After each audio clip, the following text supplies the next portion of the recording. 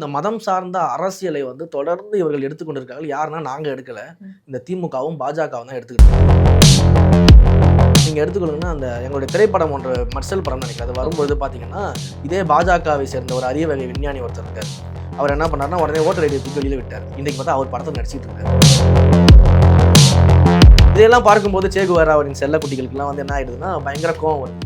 வந்துட்டு உடனடியாக என்ன பண்ணிட்டாங்கன்னா இஸ்லாமிய சகோதரர்கள் எப்படி அங்கே போக முடியும் அப்படின்னு சொல்லிட்டு எங்கள் தலைவருடைய இஸ்லாமிய சகோதரர்களே கேவலமாக பேச ஆரம்பிச்சாங்க.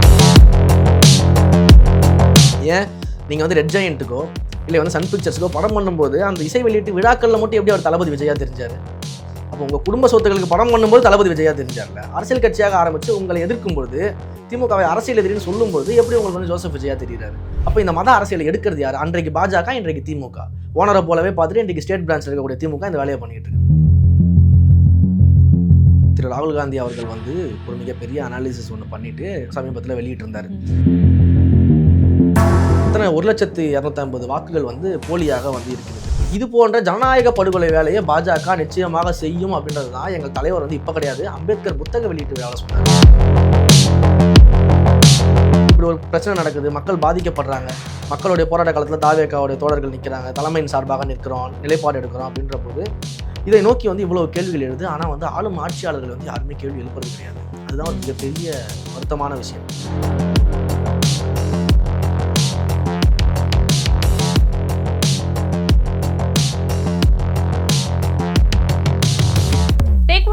வணக்கம். இன்று நம்மோடு அரசியல் கலந்துரையாடலுக்காக இணைந்திருக்கிறார் தமிழக வெற்றி கழகத்தினுடைய செய்தி தொடர்பாளர் ரமேஷ் அவர்கள். வணக்கம். வணக்கம். எப்படி இருக்கீங்க? நல்லா இருக்கேன். நீங்க எப்படி இருக்கீங்க? நல்லா இருக்கேன் சார். முதல் மாநாடு நடக்கும் பொழுது விஜய் அவர்கள் பேசும்பொழுது வந்து ஒரு விஷயத்தை குறிப்பிட்டார். அவர்களே இவர்களேன்னு ஏன் பேசணும், சமத்துவ அரசியல்னும் பொழுது எதுக்கு இந்த வார்த்தைகள் எல்லாம் முன்வைக்கணும்னு பேசியிருந்தாரு.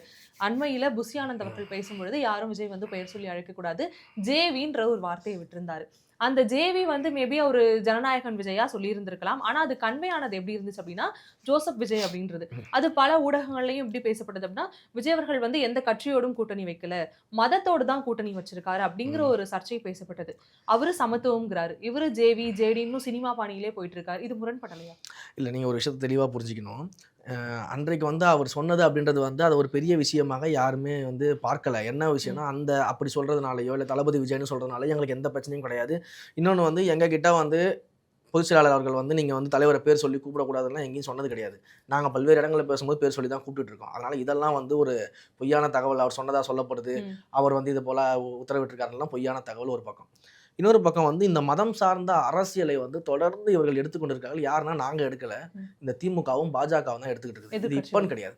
நீங்கள் எடுத்துக்கொள்ளுங்கன்னா அந்த எங்களுடைய திரைப்படம் ஒன்று மர்சல் படம் நினைக்கிறேன். அது வரும்பொழுது பார்த்தீங்கன்னா இதே பாஜகவை சேர்ந்த ஒரு அரிய வகை விஞ்ஞானி ஒருத்தர் இருக்கார். அவர் என்ன பண்ணாருன்னா உடனே ஓட்டர் ஐடியை தூக்கி வெளியில் விட்டுட்டு அவருடைய ஒரிஜினல் பேர் இதுதான் அப்படின்னு சொல்லிட்டு அன்றைக்கு அவர் பேசினார். இன்றைக்கு பார்த்தா அவர் படத்தை நடிச்சிட்டு இருக்காரு. இன்றைக்கி அவர் ஒரு படம் நடிக்கிறாரு. நீங்கள் கெட்டப்லாம் பார்த்துருப்பீங்க. ஸோ இப்படி ஒரு சூழலில் தான் வந்து இன்றைக்கு வந்து இவர்களுடைய அந்த மதம் சார்ந்த அரசியல் வந்து இன்றைக்கு பாஜக கையில் எடுக்குது.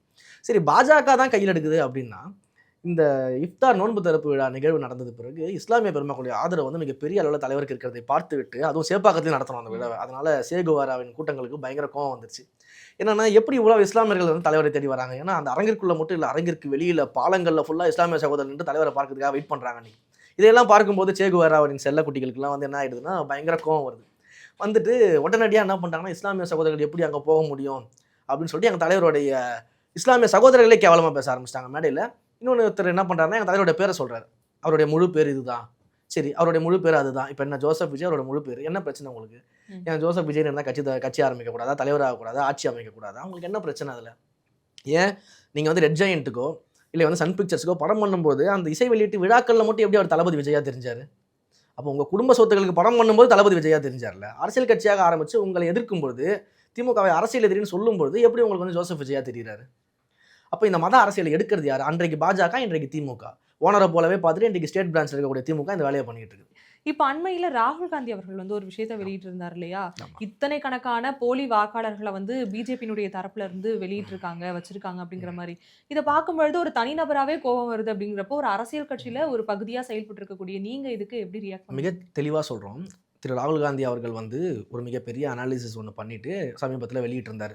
ஒரே ஒரு சட்டமன்ற தொகுதியில், அதாவது ஒரு நாடாளுமன்ற தொகுதியில் இருக்கக்கூடிய ஒரு சட்டமன்ற செக்மெண்ட்டில் வந்து பார்த்தீங்கன்னா அந்த மகாதேவபுரான்ற இடத்துல வந்து பார்த்தீங்கன்னா எத்தனை 1,250,000 வாக்குகள் வந்து போலியாக வந்து இருக்கிறது. இதை வந்து அவர்கள் கொண்டு வந்து இது இப்படி வந்து பாஜக செயல்பட்டிருக்குன்னு சொல்லிட்டு அவர் சில ஆதாரங்களை வெளியிடுகிறார். ஓகே. அந்த ஆதாரங்களை வெளியிட்டு அதன் மூலமாக எப்படியெல்லாம் வந்து ஃபேக் அட்ரஸ்ல, ம். ஃபேக் நேம்ஸ்ல, அதேபோல வந்து ஒரே ஒரு எண் கொண்ட அறை ஒரு ஆமா. 1 பிஹெச்கே ஃபிளாட்டுக்குள்ள வந்து 80, 45 50 பேர் பேர், கிட்ட இருக்காங்க. 80 பேருக்குலாம் வந்து வாக்காளர் அடையாள அட்டை இருக்கு. பொதுவான இடங்கள்ல வந்து பார்த்தீங்கன்னா, வாக்காளர்களுடைய லிஸ்ட் இருக்கு. அட்ரஸ் இல்லாம அப்பாவோட பேர் தப்பா இருக்கிற ஏபிசிடின்னு இருக்கு. இந்த மாதிரி வந்து இந்த நியூ ஃபோல்டர் கிரியேட் பண்ற பேர் மாரிலாம் வந்து பார்த்தீங்கன்னா, இவ்வளவு தூரம் வந்து பண்ணியிருக்கிறாங்க அப்படின்னு ஒரு ஆதாரத்தோட வெளியிட்டிருக்கிறாரு. அப்போ முதல் கட்டமா நம்ம என்ன பார்க்க வேண்டும் அப்படின்னா, ஒரு ஆதாரத்தோட ஒரு குற்றச்சாட்டு அவர் வைக்கிறாரு அப்படின்னா, இதற்கு வந்து ஆதாரப்பூர்வமா தேர்தல் ஆணையம் பதில் சொல்லணும். ஓகே. ஃபர்ஸ்ட் நம்ம அந்த ரியாக்ஷன் என்னன்றதை நம்ம பார்க்க வேண்டியது இருக்கு. ஸோ இவர் குற்றச்சாட்டு வச்சுட்டாரு. இப்போ இந்த குற்றச்சாட்டுக்கு வந்து தலைமை தேர்தல் ஆணையம் என்ன பதில் சொல்ல போகுது? ம். அவங்க வந்து இது ஆதாரப்பூர்வமா எப்படி வந்து மறுக்க போகிறாங்க? ஆனா அவங்க இன்ன வரைக்கும் மறுக்கல. பல தரப்புல அதுவே போலிங்கிறாங்களே. ஆமா. இவங்க இன்னைக்கு வரைக்கும் மறுக்கல. மறுக்காம என்ன பண்ணிட்டு இருக்காங்கன்னா, இன்னைக்கு அவரை வந்து பாத்தீங்கன்னா பிரமாண பத்திரம் தாக்கல் பண்ண ஆமா. சொல்லியிருக்காங்க. ஸோ இதற்கு முதல்ல வந்து இந்த தேர்தல் ஆணையம் என்ன பதில் சொல்லுது அப்படின்றத நம்ம பார்க்க வேண்டியது இருக்கு. அப்ப 2 பக்கம் பதிலை பார்த்துட்டு தான் நம்ம அதுல என்ன விதமான நிலைப்பாடு நம்ம எடுக்க போறோம். அதுல நம்ம என்ன கமெண்ட் பண்ண போறோம்ன்றத நம்ம சொல்ல முடியும். ஆனா இது போன்ற ஜனநாயக படுகொலை வேலையை பாஜக நிச்சயமாக செய்யும் அப்படின்றது தான் எங்கள் தலைவர் வந்து இப்ப கிடையாது. அம்பேத்கர் புத்தக வெளியீட்டு விழாவில் சொன்னார். ம். என்ன சொன்னாரு நீங்க ரீவைண்ட் பண்ணி பார்த்தீங்கன்னா, அம்பேத்கர் புத்தக வெளியீட்டு விழாவில் ஒரு விஷயத்தை பேசுறாரு. ஃப்ரீ அண்ட் ஃபேர் எலெக்ஷன்ஸ் தான் வந்து இந்த தேசத்தினுடைய அடிநாதமாக இருக்க முடியும். அப்படி ஃப்ரீ அண்ட் ஃபேர் எலெக்ஷன்ஸ் நடக்கணும்னா அந்த எலெக்ஷனை நடத்தக்கூடிய தலைமை தேர்தல் ஆணையர் வந்து ஃப்ரீ அண்ட் ஃபேரா வந்து செலக்ட் பண்ணணும். ஆமா. அப்ப அவர் சுதந்திரமானவராக இருக்கணும். ஆனா இந்த பாஜக என்ன பண்ணுதுன்னா, தலைமை தேர்தல் ஆணையர் நியமனம் பண்ணக்கூடிய அந்த விவகாரத்துல உயர்நீதிமன்ற நீதிபதியை நீக்கிவிட்டு ஒரு பிரதம அமைச்சர், ஒரு கேபினெட் அமைச்சர், ஒரு எதிர்க்கட்சியினுடைய உறுப்பினர் அப்படின்னு அந்த குழுவை வந்து நியமிக்கிறாங்க. அப்போ அந்த உச்சநீதிமன்ற நீதிபதியை நீங்க தூக்கிட்டு அந்த இடத்துல ஒரு கேபினெட் அமைச்சரை கொண்டு வந்து, இப்போ நீங்க 3ல 2 பேர் வந்து நீங்க ஒன் சைடா நிக்கிறீங்க. இப்போ பிரதமர் இருக்கிறாரு, கேபினெட் அமைச்சர் இருக்காங்க. அப்போ ஒருதலை பட்சமாக ஒரு தலைமை தேர்தல் ஆணையரை நியமிக்கக்கூடிய நிலையில நீங்க அந்த குழுவை வந்து இன்னைக்கு ஃபார்ம் பண்ணிருக்கீங்க. அதன் மூலமாக நியமிக்கிறீங்க. அப்போ ஒருதலை பட்சமாக ஒரு தலைமை தேர்தல் ஆணையர் நியமிக்கப்படும் போது எப்படி வந்து அந்த தேர்தல் ஒருதலை பட்சமா நடக்காம இருக்குன்னு நம்ம நம்ப முடியும்? எப்படி அந்த தேர்தல் ஜனநாயக முறைப்படி நடக்கும்னு நம்ம நம்ப முடியும்? எப்படி அந்த தேர்ந்தெடுக்கப்படக்கூடிய தலைமை தேர்தல் ஆணையர் வந்து யார் சார்பும் இல்லாம நடுநிலையாக இருப்பார் நம்ம நம்ப முடியும்? அப்ப அந்த இடத்துல ஜனநாயகம் கேள்விக்குறியாகுது இல்லையா? அப்ப இதை எதிர்த்து அன்றைக்கே நம்ம தலைவர் பேசியிருக்காரு. ஸோ ஜனநாயகத்தை படுகொலை செய்யக்கூடிய வேலையில இன்று பாஜக ஈடுபட்டுக்கிட்டு இருக்குது. ஓகே. இதே போல ஒரு விஷயம் தான் இப்போ சென்னையில வந்து சென்னை வெள்ளை மாளிகைக்கு எதிரா ஒரு போராட்டம் துப்புரவு பணியாளர்கள் ரொம்ப அமைதியான முறையில மேற்கொண்டுட்டு இருக்காங்க. பல அரசியல் கட்சி தலைவர்களும் அதன் மீது கவனம் செலுத்தல. அப்படி ஒரு விஷயம் நடக்குது அப்படிங்கிறதே பல பேர் கண்டும் காணாம போயிட்டு இருக்காங்க. இந்த விஷயத்திற்கு தாவேக்காவினுடைய கட்சி தலைவருடைய தரப்புல இருந்தோ அல்லது உங்க கட்சியினுடைய தரப்புல இருந்தோ என்னென்ன எங்க நடவடிக்கை கட்சியினுடைய தலைமையின் சார்பாக தான் திரு ஆதவ அர்ஜுனா அவர்களும் சிடிஆர் நிர்மல்குமார் அண்ணன் அவர்களும் பார்த்தீங்கன்னா நேரடியாக போய் அந்த மக்களை சந்தித்து அந்த மக்களுக்கு என்ன உதவிகள் தேவையோ அது எல்லாமே நாங்கள் செஞ்சு தரோம். அதே போல் உங்களோட வந்து தமிழக வெற்றி கழகம் துணை நிற்கும்னு சொல்லிட்டு எங்களோட தலைமையினுடைய நிலைப்பாடாக அவர்கள் அங்கே சென்று அந்த மக்களை சந்தித்து அந்த மக்களுக்கு ஆதரவை தெரிவிச்சுட்டு வந்திருக்கிறாங்க.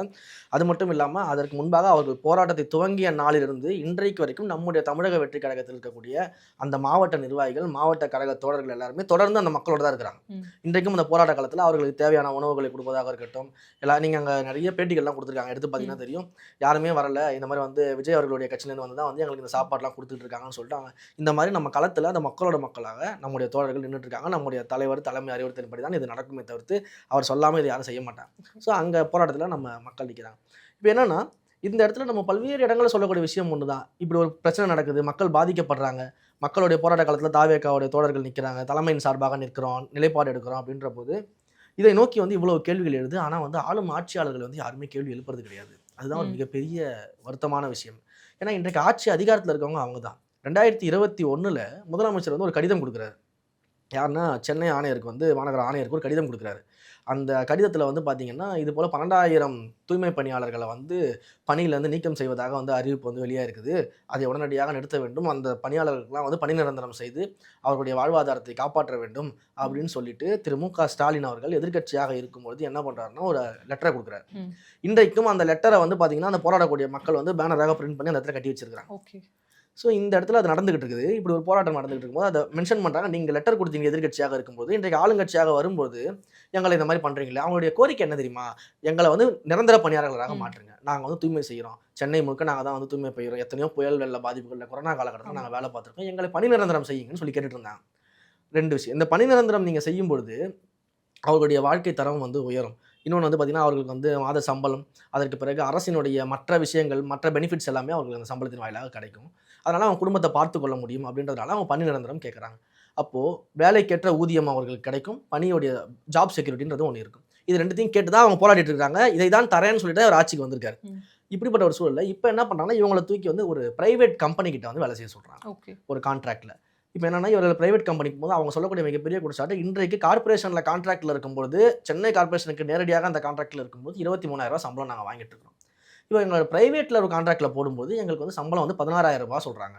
அதுலயும் இஎஸ்ஐ, பிஎஃப், இந்த இன்சூரன்ஸ் அது இதுன்னு எல்லாம் போக எங்க கைக்கு 13,000 14,000 தான் வரும். ரூ. 23,000 வச்சு நாங்க ரொம்ப கஷ்டப்பட்டுட்டு இருக்கோம். இந்த ரூ. 13,000 வச்சு எங்க குடும்பத்தை நாங்க எப்படி நடத்துறது? எப்படி நாங்க சாப்பிடுறது? எப்படி வாடகை கொடுக்கறது? எப்படி பிள்ளை குட்டிங்கலாம் படிக்க வைக்கிறது? அட்லீஸ்ட் நீங்க இந்த பணி நிரந்தரம் தான் பண்ணல. இப்ப இருக்கிற இதே நிலையிலயாவது நாங்க இருந்துக்கிறோம். எங்களுக்கு இந்த சம்பளத்தையாவது என்ன விட்டு வைங்க அப்படின்னு சொன்னா இவன் அதையும் விட்டு வைக்க மாட்டான். அதையும் எப்படியாவது காலி பண்ணி ஒரு தனியாருக்கு கொடுத்து, தனியாருக்கு நீங்க எது கொடுக்க போறீங்க? உங்களுக்கு லாபம் இல்லாம அன்னைக்கு தனியாருக்கு ஒரு விஷயத்தை மாத்த போறீங்க. இன்றைக்கு வந்து பாஜக அதான் பண்ணிக்கிட்டு இருக்குது. ஆட்சி அமைச்ச காலத்துல இருந்து எத்தனை துறைகளை வந்து தனியார் மயமாக்குவதற்காக பாஜக வேலை செய்து நம்ம பார்த்தோம். ஆனால் வந்து முதலமைச்சர் தன்னுடைய தேர்தல் அறிக்கையில எல்லாம் பாத்தீங்கன்னா வந்து நிறைய கொடுத்திருப்பாரு. இந்த மாதிரி தனியார் மயமாக்குதலை வந்து நம்ம எதிர்க்கிறோம், இதை நாங்க அனுமதிக்க மாட்டோம்னு சொல்லிட்டு லிஸ்ட் பண்ணிருப்பாரு. இப்ப நீங்களே தனியார் மயமாக்குறீங்களே, அந்த மக்களுடைய வேலையை பணியை வந்து தனியார் இப்போ நீங்க தனியார் மயமாக்கிட்டீங்கன்னா நாளைக்கு அந்த மக்கள் வந்து திடீர்னு வந்து பணியிலேருந்து தூக்கிட்டாங்கன்னா கூட அரசுக்கு தெரியாது, கார்பரேஷனுக்கு தெரியாது. அவன் என்ன பண்ணுவான், வேலையை விட்டு தூக்கிட்டு இன்னொரு ஆளை கொண்டு வருவான். நாளைக்கு என்ன பண்ணுவான், வடமாநில தொழிலாளர் கூட வந்து அந்த இடத்துல வேலை செய்ய சொல்லுவீங்க. அப்போ அங்கே இத்தனை ஆண்டுகளாக 10-15 வருஷமாக போராடக்கூடிய வேலை செய்யக்கூடிய அந்த மக்களோட நிலைமை என்ன, அந்த குடும்பத்தோட நிலைமை என்ன? அவங்க அதிகமாக ஒன்றும் கேட்கலையே, 12 தானே கேட்டாங்க, அதையுமே நீங்கள் பண்ணலை. அதையும் பண்ணாமல் அந்த இருக்கிற 23,000 சம்பளத்தையும் கெடுக்கிறது அவங்களுக்கு என்ன அவ்வளோ சந்தோஷம் இருக்குது? அப்போ அங்கே கூடிய மேயர் எங்கே போனாங்க? சென்னை மேயர் வந்து பேட்டி கொடுக்குறாங்க. என்ன பேட்டி கொடுக்குறாங்க? நிறைய பெனிஃபிட்ஸ் இருக்குது, நீங்கள் பார்த்தீங்கன்னா வந்து அவங்க கான்ட்ராக்ட்டுக்கு போயிட்டாங்கன்னா எக்கச்சக்க பெனிஃபிட்ஸ் இருக்குது அப்படின்னு பேசுகிறாங்க. இதெல்லாம் ஒரு பேச்சா? எங்களுடைய முதலமைச்சர் பார்த்தீங்கன்னா வந்து அவங்களோட சேர்ந்து டீ சாப்பிட்டாரு, டிஃபன் சாப்பிட்டாரு, சாப்பாடு சாப்பிட்டாரு அப்படின்னு பேசிக்கிட்டு இருக்கிறாங்க. நான் என்ன சொல்கிறேன், அவங்களோட சேர்ந்து டீ சாப்பிட்டதும் சாப்பாடு சாப்பிட்டதும் பெருமையான விஷயமா? இல்லை நீங்கள் அதை பெருமைப்படுத்தி பேசுவது மூலமாக அவங்கள தாழ்த்த பார்க்குறீங்களா நீங்கள்? அப்போ அந்த மக்களை நீங்கள் எப்படி பார்க்குறீங்க? அவங்களோட சேர்ந்து முதலமைச்சர் சாப்பாடு சாப்பிட்டாருன்றதே நீங்கள் இவ்வளோ பெருமையாக பேசுகிறீங்க அப்படின்னா அந்த மக்களை நீங்கள் எப்படி தாழ்த்த பார்க்குறீங்கன்னு பாருங்கள். அப்போ உங்களுடைய எண்ண ஓட்டம் எப்படி இருக்குன்னு பாருங்கள். அது தவறான கருத்து இல்லையா? அது தவறான கருத்தில் இல்லையா? அது முதலமைச்சர் அவங்களோட சேர்ந்து டீ குடிச்சாருன்னா ஏன் அவங்க கூட சேர்ந்து டீ குடிக்கூடாதா? அவங்களோட சேர்ந்து சாப்பிடக்கூடாதா? அப்படி சாப்பிட்டா நீங்கள் வந்து அதை பெருமையாக வர பேசுவீங்களா? அப்போ ஒரு மேயருக்கு இந்த அளவுக்கு தான் அரசியல் அறிவு இருக்குன்றதை நம்ம பார்க்க வேண்டியது இருக்குது. அந்த மக்களை எப்படி ட்ரீட் பண்ணுறாங்கன்னு பாருங்க. இவங்களுடைய பேச்சிலே தெரிஞ்சு அந்த மக்களை எந்த அளவுக்கு இவங்க ட்ரீட் பண்ணிட்டு இருக்காங்கன்னு சொல்லிட்டு அதனுடைய வெளிப்பாடு தான் அந்த மக்கள் இன்னைக்கு போராடிட்டு இருக்காங்க. இன்றைக்கு வரைக்கும் போய் பார்க்கல. என்ன பண்ண முடியும்? நம்ம சொல்லுவோம் இப்படி ஒரு ஆட்சி நடந்துகிட்டு இருக்கு, என்ன நம்ம பண்ண முடியும்? மேயர் போய் பேச மாட்டாங்க. அதே போல் வந்து திரு அமைச்சர் அவர்கள் சேகர் பாபு வந்து ரிப்பன் பள்ளியில் வந்து பேக் சைடு என்ட்ரன்ஸ் வழியாக வீட்டுக்கு போயிடுறாராம். ஃப்ரண்ட்டில் அந்த மக்கள் போராடிட்டு இருக்காங்கன்னு சொல்லிட்டு. இப்போ இன்றைக்கு கூட வரும்போது பார்த்தா ஒரு பேட்டி கொடுத்துருக்காரு. முதலமைச்சர் வந்து எங்கே வந்து உத்தரவாதம் கொடுத்துருக்காரு சொல்லுங்க, என் பணி நிரந்தரம்னு அவர் எங்கே கொடுத்துருக்காரு சொல்லுங்கன்னு. அவர் கொடுத்த லெட்டரே இருக்குது, அதை தான் அவங்க வாசலில் பேனர் போட்டு பிரிண்ட் பண்ணி வச்சிருக்காங்க, போய் பார்க்க சொல்லுங்க. அவர் கொடுத்த லெட்டர் தான் பிரிண்ட் பண்ணி வச்சிருக்காங்க. என் கையெழுத்து முதலமைச்சர் இல்லைன்னு சொல்ல போறீங்களா? வேற யாரா கையெழுத்து போட்டாங்க, இல்லை ஏதாவது ஆர்டிஃபிஷியல் இன்டெலிஜென்ஸை வச்சு உருவாக்கிட்டாங்கன்னு சொல்ல போறீங்களா? எப்படி தான் நீங்கள் அந்த மக்களை ஏமாத்துவீங்க? எத்தனை தடவை தான் இப்படி ஏமாத்துவீங்க? அப்போ இது போன்ற செயல்பாடுகளை நம்ம வந்து தொடர்ந்து கண்டிச்சுட்டு தான் இருக்கோம். அந்த மக்களின் பக்கம் தமிழக வெற்றி கழகம் களத்தில் நின்றுட்டு இருக்குது. நீங்கள் இன்றைக்கும் கேமரா எடுத்துட்டு போய் பார்த்தீங்கன்னா தெரியும், அங்கே இருக்கக்கூடிய நம்முடைய தோழர்கள் அந்த மக்களுக்கு துணையாக நின்று கொண்டு இருக்கிறார்கள். ஓகே. இப்போ வந்து தேர்தலுக்கு இன்னும் 8 மாதங்கள் இருக்கு இல்லையா? இப்போ வந்து என்னன்னா தாவேகா வந்து ஒரு வேளை தேமுதிகவோட தான் கூட்டணி இணைவாங்களோ அப்படின்றது இருந்துச்சு. ஆனா இப்பவுமே அது இல்ல அப்படின்ற வரும் பட்சத்துல எந்த ஒரு கூட்டணியோடைய ஸ்ட்ரென்த்தும் இல்லாம தாவேகா தனியா தான் ஒரு கிளம்பிருக்கு. சின்ன திருத்தம், தாவேகா போய் தேமுதிகவோடையோ அதிமுகவோடையோ இல்லை மற்ற கட்சிகளோடையோ இணையும்ன்ற சூழலே இங்கே கிடையாது. ஏன்னா நாங்கள் மிக தெளிவாக சொல்கிறோம், எங்கள் தலைவர் தான் முதலமைச்சர் வேட்பாளர். எங்கள் தலைவரை முதலமைச்சர் வேட்பாளராக ஏற்றுக்கொண்டு எங்களுடைய கொள்கை எங்களுடைய கோட்பாடுகளை ஏற்றுக்கொண்டு வந்தால் நாங்கள் அரவணைக்கணும்னு தான் சொல்லியிருக்கோம். நாங்கள் எந்த கூட்டணிக்கும் போகிறோன்றதை நான் எங்கேயுமே சொல்லலை. அது ஒன்று மட்டும் நான் திருத்திக்கிறேன். இன்னொன்று வந்து இன்றைக்கு வந்து கூட்டணி பலத்தை நம்பி இருக்கிறது நாங்கள் திமுக கிடையாது. நாங்கள் வந்து தனித்தே நின்று 234 தொகுதியிலும் போட்டியிடக்கூடிய அளவுக்கு வல்லமை எங்களுக்கு இருக்கிறது. எங்களுக்கு வேட்பாளர்கள் இருக்கிறாங்க. எங்களால் தனி மெஜாரிட்டியோட ஆட்சி அமைக்கக்கூடிய அத்தனை விதமான சக்தி எங்களுக்கு இருக்குது. அது களத்தில் வந்து நீங்கள் 2026 தேர்தலில் நீங்கள் பார்ப்பீங்க.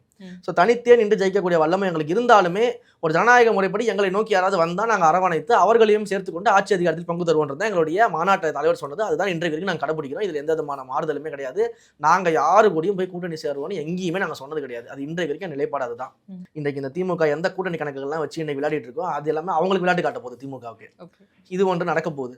இன்னொரு பக்கம் இன்றைக்கு நாங்கள் சொல்கிறோம்ல, தனித்தே நின்றாலும் தனி மெஜாரிட்டியோட நாங்கள் ஜெயிக்கிறோம் 234 தொகுதியிலும் எங்கள் தலைவர் சொன்னார்ல, முடிஞ்சா திமுக முதலமைச்சர் சொல்ல சொல்லுங்க. திமுக தனித்து நின்று தனி மெஜாரிட்டியோட ஜெயிக்கும் திமுக முதலமைச்சர் சொல்ல சொல்லுங்க பார்ப்போம். தேர்தல் சந்திக்க சொல்லுங்க பார்ப்போம். ஒரு வார்த்தை வாயிலேருந்து வராது. கூட்டணி கட்சியிலன்னா திமுக கிடையாதுங்க. திமுக வந்தது ஃபுல்லாகவே கூட்டணி கட்சிகளால் வைத்து தான். ஆனால் அந்த கூட்டணி கட்சியை அவங்க மதிக்க மாட்டாங்க. 50 ஆண்டு காலம் ஆட்சி நடத்துறீங்க, கூட்டணி கட்சியை வச்சு தான் நீங்கள் அரசியலுக்கு வரீங்க. ஆட்சி அதிகாரத்தில் பங்கு கேட்டாலும் கொடுக்க மாட்டீங்க. இன்றைக்கு வந்து கூட்டணி கட்சிகள் வந்து உங்களுடைய வெற்றிக்காக அவ்வளோ உழைத்தால் கூட துணை முதலமைச்சர் நீங்கள் கூட்டணி பதவி கூட்டணி கட்சியில் தர மாட்டீங்க, அமைச்சர்களையும் நீங்கள் கூட்டணி கட்சிக்கு தர மாட்டீங்க. எல்லாமே உங்கள் குடும்பத்திலேருந்து வரணும், கோபாலபுரத்துலேருந்து வரணும், அப்போ தான் கிடைக்கும், மற்ற யாருக்கும் கிடைக்காது. அதுவும் குறிப்பாக ஐயா கலைஞர்களுடைய வாரிசாக இருக்கணும், திரு மு க ஸ்டாலினுடைய வாரிசாக இருக்கணும், இப்படியே தான் அந்த குடும்பத்திலே தான் வரணும், வேறு யாரும் வர முடியாது. அக்கா கனிமொழிக்கே தர மாட்டாங்க. இப்படிப்பட்ட ஒரு சூழல் தான் அங்கே இருக்குது. அப்போ இவர்கள் வந்து தனித்து நின்று ஜெயிக்கக்கூடிய திராணியோ தைரியமோ இல்லாத ஒரு கட்சி திமுக. நாங்கள் அப்படி கிடையாது, தனித்து நின்றாலும் ஜெயிப்போன்னு சொல்லக்கூடிய கட்சி நாங்கள். எங்களை நம்பி வருவதற்கு பல பேர் காத்துக்கிட்டு இருக்கிறாங்க. அது வந்து நீங்கள் டிசம்பருக்கு பிறகு பார்ப்பீங்க. எங்கள் தலைவருடைய மாநாட்டிற்கு பிறகு எங்கள் தலைவர் அடுத்தது 3 மாத காலம் மக்கள் சந்திப்பு நிகழ்வு நடத்திருக்கிறார். அப்போ அந்த மக்களை சந்தித்து முடிக்கும்போது நீங்கள் பார்ப்பீங்க, அந்த எழுச்சியை பார்த்துட்டு எத்தனை பேர் இந்த பக்கம் வராங்கன்னு மட்டும் பாருங்க. ஓகே, நீங்கள் சொன்ன மாதிரி தான் டிசம்பருக்கு பிறகு தேர்தல் களம் நெருங்க நெருங்க நம்ம பேசின இப்போ பல விஷயங்களுக்கு விடை கிடைக்கும் அப்படின்னு நினைக்கிறேன். தேர்தல் களம் நெருங்க நெருங்க மீண்டும் சந்திப்பும் வாய்ப்பு இருந்தால் நீங்கள் நேர்காணலில் பங்கேற்று பல கருத்துக்களை பகிர்ந்ததுக்கு ரொம்பவே நன்றி. நன்றி.